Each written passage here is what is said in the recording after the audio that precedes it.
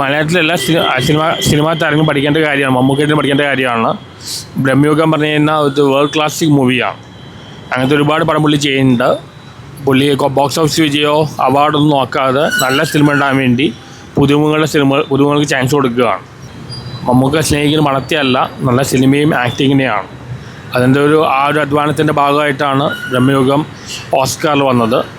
Oscar അർഹിക്കുന്നുണ്ട്, പക്ഷേ അവിടെ കുറേ മാർക്കറ്റിംഗ് വളരെ ഉണ്ട്. നല്ലൊരു സിനിമയായിരുന്നു ബ്രഹ്മയുഗം. ഒരു ക്ലാസിക് പടമാണ്. മമ്മൂക്ക ശരിക്കും അഭിനയിച്ചിട്ടുണ്ട്. രണ്ടാം ഭാഗം ഉണ്ടാവട്ടെ. ഒരുപാട് ലേയേഴ്സുള്ള ഫിലിമാണ്. ഒരുപാട് നല്ലൊരു മൂവിയാണ്.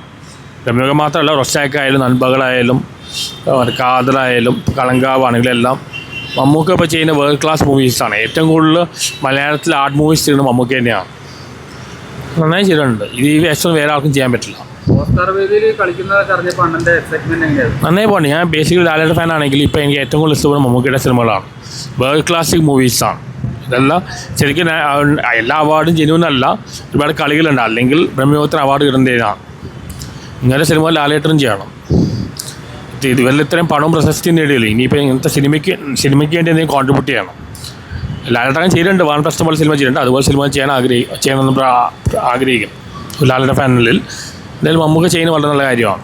അപ്പോൾ എല്ലാവരും പറയും മമ്മൂക്കയുടെ 100 കോടി ലോസ് ചെയ്തിട്ടാണ് പറയും. മമ്മൂക്ക നോക്കുന്ന പൈസ അങ്ങനത്തെ കാര്യമൊന്നുമല്ല, നല്ല സിനിമകൾ ചെയ്യാം. കൊമേഴ്സ്യൽ പുള്ളി ടർബോയിൽ ചെയ്ത മാസിന് വേണ്ടി ചെയ്തതാണ്. പുള്ളി ഇപ്പോൾ ഭയങ്കര നടനായി മാറിയിരിക്കുകയാണ്. ലാലേട്ടൻ ഒരു താരമായി മാറിയിരിക്കുകയാണ്. ഇവർ രണ്ടുപേരും നടന്മാരും താരങ്ങളുമാണ്. കമൽഹാസൻ്റെ അഭിനയ കഴിവും രജനീകാന്തിൻ്റെ സ്റ്റാർഡും ഉള്ളവരാണ്. രണ്ട് കോമ്പിനേഷനാണ് മമ്മൂട്ടി പോലെ. പക്ഷേ ഇപ്പോൾ ലാലേട്ടൻ ഒരു താരവും മമ്മൂക്ക ഒരു നടനായി മാറിയിരിക്കുകയാണ്. എനിക്കിഷ്ടമാണ്.